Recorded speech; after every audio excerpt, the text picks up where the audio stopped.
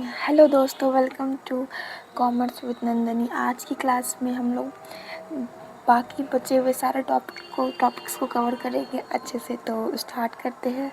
आज का सबसे पहला टॉपिक है व्हाट इज़ एक सेकेंड, सॉरी। आज का हमारा पहला टॉपिक है व्हाट इज़ नहीं, ये तो नहीं है। एक सेकेंड, पहले पेन ले लेती हूँ।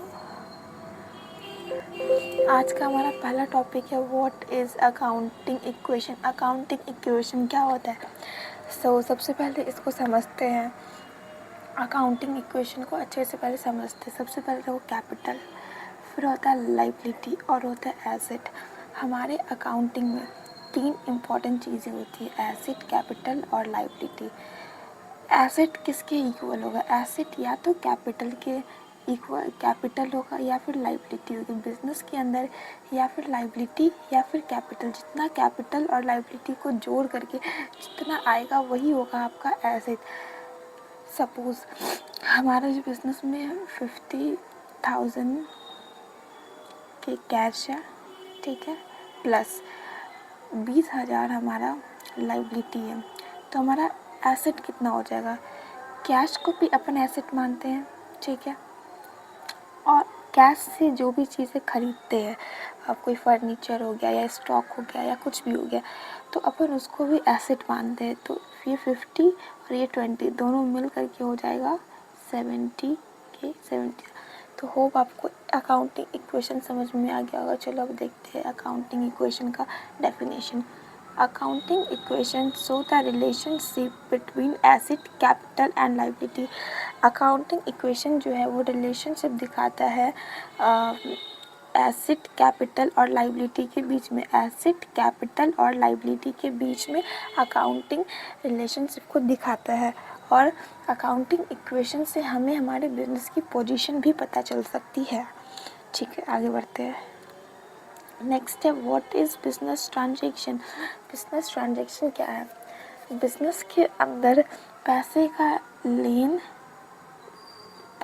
लेन या देन को ही अपन बिजनेस ट्रांजैक्शन बोलते हैं। पैसे का लेन, अरे ये चल नहीं रहा है, एक सेकेंड। बिजनेस ट्रांजैक्शन क्या होता है? किसी भी बिजनेस के अंदर पैसे के लेन देन को ही बिजनेस ट्रांजैक्शन बोलते हैं।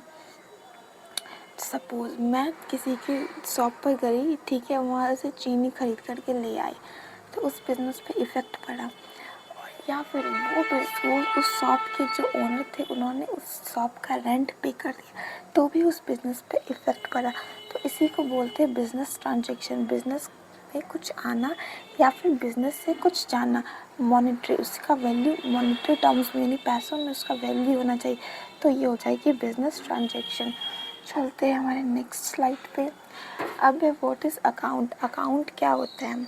डेफिनेशन से देखते हैं। Account is a record of transaction relating to a particular person, item, asset, liability, income और expense.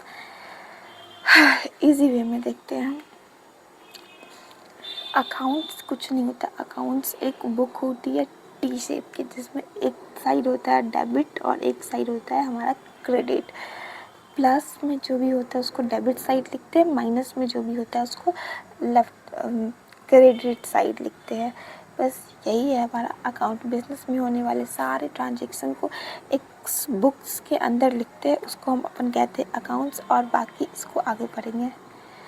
What is debit? Debit क्या है? Debit means the left side of an account. या मैंने इधर साइड आपको दिखाया था, ये एक टी शेप का अकाउंट होता है जिसमें लेफ्ट साइड डेबिट और राइट साइड क्रेडिट लिखते हैं। यहाँ पे एक सेकेंड आपको अभी का दिखाती हूँ। एक टी शेप का अकाउंट होता है जिसके लेफ्ट साइड अपन डेबिट लिखते हैं और राइट साइड में क्रेडिट। और डेबिट साइड में सारी प्लस चीज़ों को लिखते हैं। प्लस बिजनेस में जो भी आता है उसको डेबिट साइड लिखते हैं और बिजनेस में जो भी जाता है उसको क्रेडिट साइड लिखते हैं। एक बहुत ही पॉपुलर एक लाइन है कि debits what comes in, credit what goes out. जो भी चीज़ बिजनेस में आएगी उसको डेबिट साइड लिखते हैं, जो भी चीज़ बिजनेस से जाएगी उसको क्रेडिट साइड लिखते हैं। और डेबिट को किस साइड लिखते हैं? डेबिट को हमेशा लेफ्ट साइड लिखते हैं। चलो next, what is credit? Credit means the right sides of an account. Account में यहाँ पे देखते हैं राइट साइड, ये राइट साइड में क्रेडिट लिखा हुआ है ना। क्रेडिट मीन्स जो भी चीज़ें बिजनेस से जाएगी उसको क्रेडिट साइड लिखेंगे। स्टॉक खरीदा उसको यहाँ पर लिखेंगे अपन क्रेडिट साइड में। रेंट पे किया उसको क्रेडिट साइड में लिखेंगे।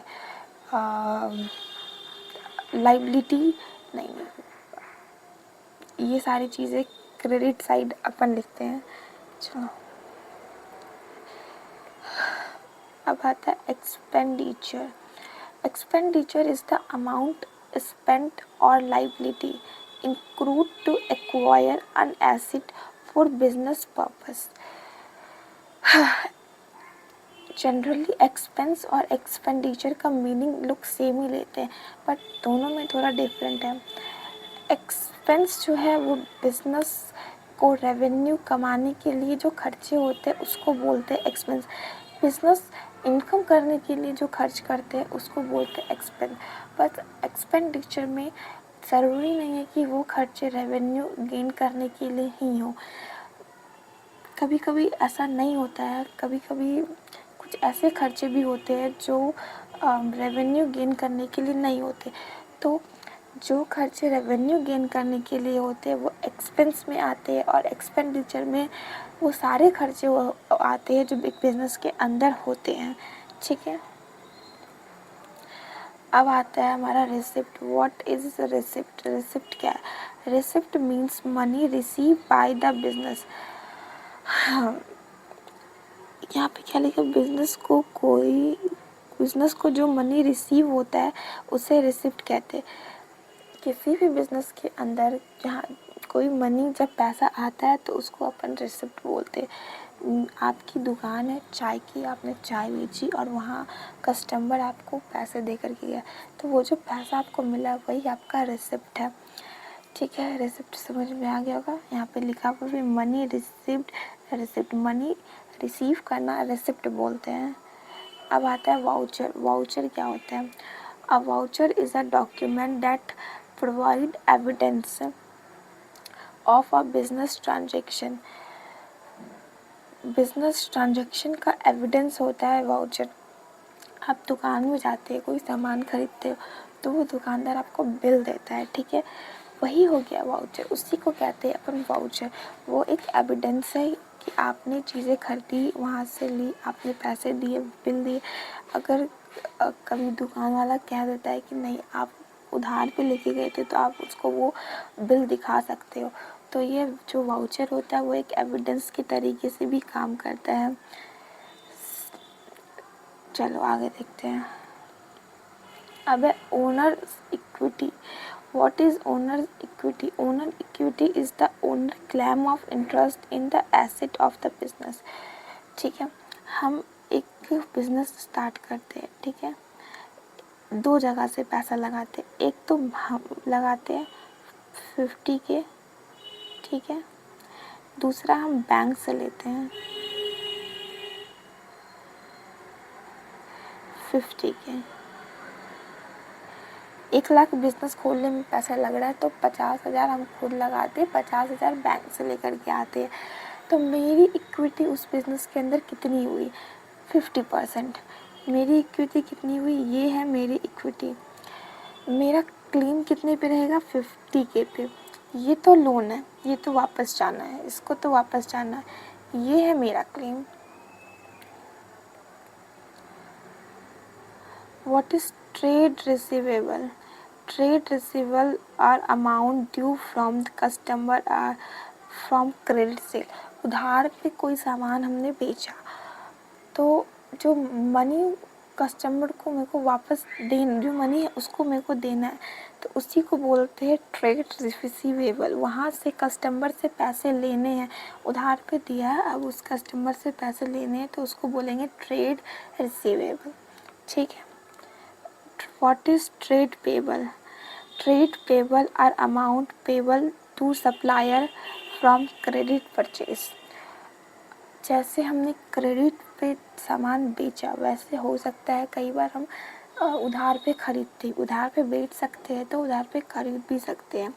अगर हम उधार पे चीज़ें बेचते हैं और पैसे लेना है तो उसको बोलते हैं ट्रेड रिसीवेबल। पर अगर हम ही उधार पे खरीदते हैं और हमको ही पैसा देना है किसी को तो उसको बोलते हैं ट्रेड पेबल। ठीक है, ट्रेड रिसीवेबल, ट्रेड पेबल, बस इतना ही है।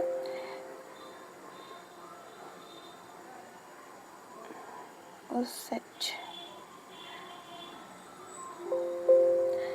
यही था आज का हमारा पूरा टॉपिक। होप आपको समझ में आ गया होगा, नहीं समझ में आया होगा तो कमेंट कीजिएगा नीचे, मैं सबके कमेंट का आंसर करूँगी। अभी थोड़ी नई हूँ तो थोड़ा थोड़ा प्रॉब्लम हो रहा है, बट ठीक है, आगे धीरे धीरे सब ठीक हो जाएगा। आप प्लीज़ चैनल को सब्सक्राइब करें, ऑल्सो लाइक भी करें, वीडियो पसंद आई हो तो शेयर करें, सपोर्ट करें। अभी तो नई हूँ तो थैंक यू।